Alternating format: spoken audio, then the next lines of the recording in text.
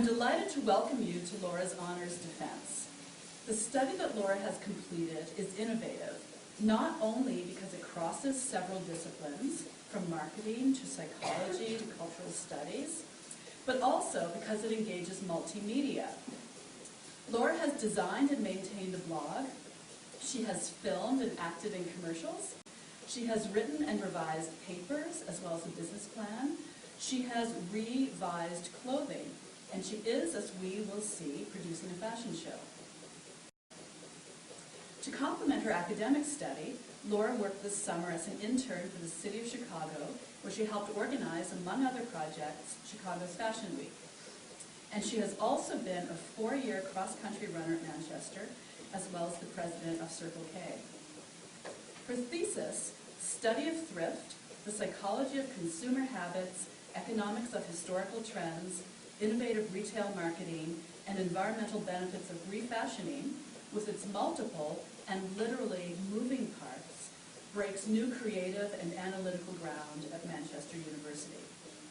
Her thesis will be presented in 2 parts, first a fashion show, and the second part will be a more academic discussion in the room just around the corner. I'll now turn over the floor to Laura, who will introduce us to the first component of her thesis for fashion show. First off, thank you all for coming. I became captivated by vintage clothing when I wrote an article about thrift stores for my fashion column in Elle Carte magazine. I began to realize how trends cycle the decades and reappear in new seasons. However, typically there was only one little detail of the clothing that was keeping it from becoming stylish. It might be an outdated length, or it might have too bulky of a sleeve. I realized that if I could alter these details, I would have a very trendy piece at a low cost. The biggest battle was that I didn't know how to sew. And let me tell you, it is not as easy as it looks. But I hired a sewing teacher, spent many hours with a seam ripper, and refashioned some of my thrift store finds. So I altered 5 of the designs that you will see today. The rest of the looks are shown as I purchased them. I will give a little history of where the trend first appeared and how I found it at a thrift store. I will also tell you at what price I would resell the item for. So I did my best to tie in a similar color palette and also accessorized every model with newspaper bows. The newspaper is a commonly recycled item, and I wanted it to symbolize recycling of the trends that you will see here today. The first trend that I present you with is strong shoulders. In the 1930s, designer Elsa Schiaparelli was among the first to incorporate shoulder pads in her custom-made jackets. The strong shoulder trend reappeared in the 80s, as shown in this 1987 Vogue ad. The most recent surge of the trend was in 2009, when it became a staple in the wardrobes of Rihanna and Lady Gaga. So I purchased this full shoulder piece for $10 at Goodwill, and I would resell it for $85.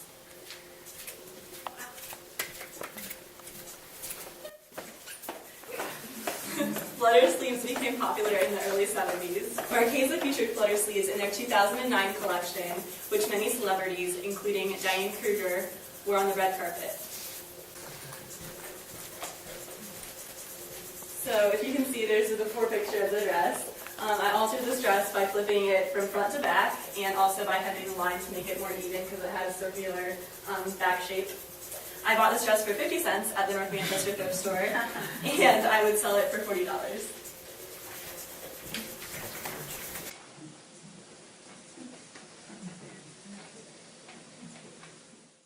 Stores began selling high-waisted pants in the 40s. They were a comfortable alternative for women who were working outside the home to help with the war effort. The trend became popular again on the 2009 spring runways. Oftentimes, designers balanced the high cut with a sliver of midriff. I purchased the high-waisted leather pants for $5 at Goodwill, and I would sell them for $40. I purchased the jacket for $3 at Village Discount, and I would sell it for $70. Slinky fringe rose to prominence in the 20s. It reappeared with a bohemian style in the 70s. Alexis Mabel featured the shaggy fringe yet again in their 2009 spring collection. I bought this piece for $3 at a Chicago thrift store, and I would resell it for $45. Peplum was a major silhouette of the 30s. This trend came back last spring. Kate Middleton is a big fan of the figure-flattering trend and is a personal favorite of mine as well.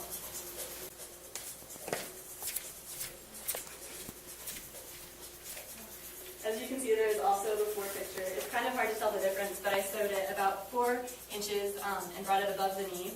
I bought this dress for 50 cents at the North Manchester thrift store, and I would sell it for 25. Scalloped necklines were stylish in the 1950s. The trend never went out of style in bridal wear, but Valentino reintroduced it to day wear in their fall 2012 line. This dress was also purchased from the North Manchester thrift store for 50 cents. I would resell it for $50.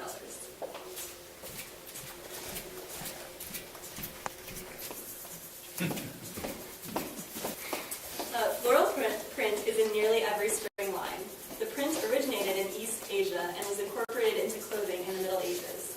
Last spring, there was an influx of abstract floral prints, especially in the Dolce & Gabbana line. This was probably one of my biggest alterations, as you can see. It was a t-shirt, like at the top, so it had sleeves. I took the sleeves and sewed them to the bust and attached it with a hook and eye closure. I bought this dress for $1 at Salvation Army, and I would resell it for $25.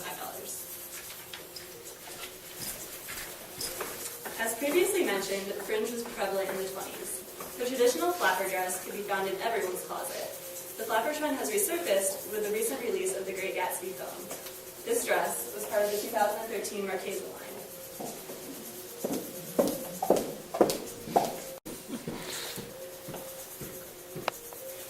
I bought this dress for $3 at Village Discount, and I would resell it for $20. The polka dot print is another trend that reappears every decade. It rose to popularity in 1926 when Miss America wore the famous polka dot swimsuit. Michael Kors more recently featured the print in his spring line.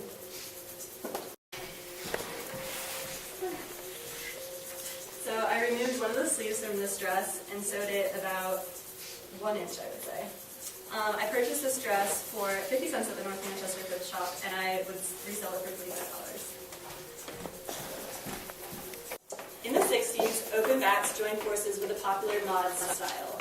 Party dresses commonly had a high neckline and an open back. Kate Hudson sported the trend on the red carpet in 2009.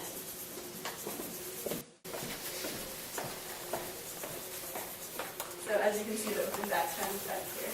I purchased this dress for $20 at a garage sale, and I would resell it for $70.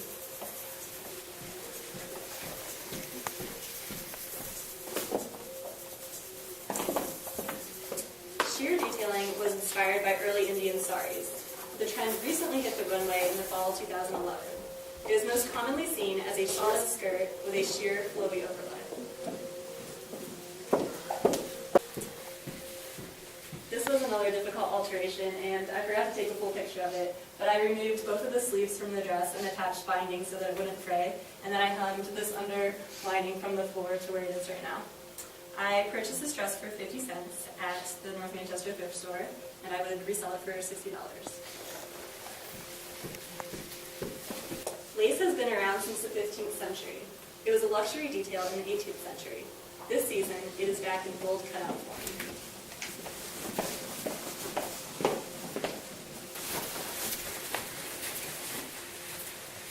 I purchased this dress for $20 at a garage sale, and I would resell it for $125.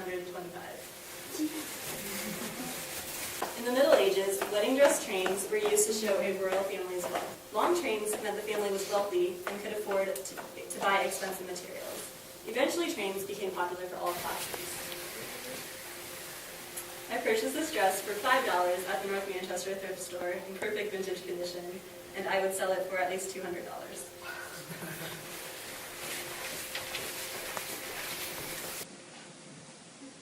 The models are now going to walk out with their before and after pictures for you.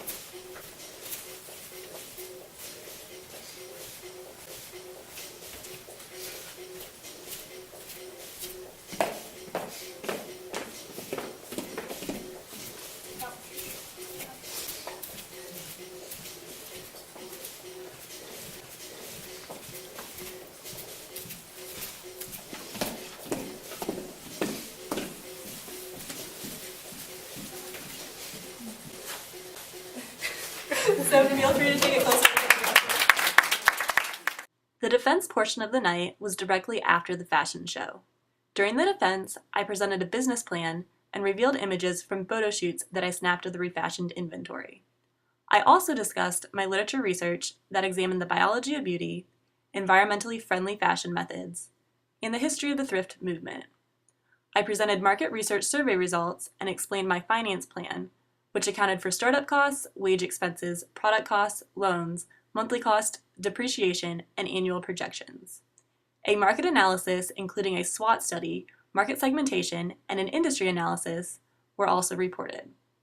I revealed a marketing plan where I created viral video advertisements to show off the versatility and uniqueness of the inventory. The marketing plan also included the Human Mannequin Project. This campaign was a guerrilla marketing effort where human models stood as still as mannequins while wearing the fashionable inventory in highly populated areas.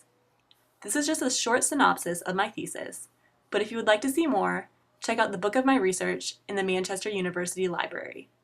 I would like to thank all of my honors committee, the volunteer models, Chuck Snyder and Laura Sorg for their advice, support, and editing skills, and Manchester University for providing the creative tools to fuel my imagination.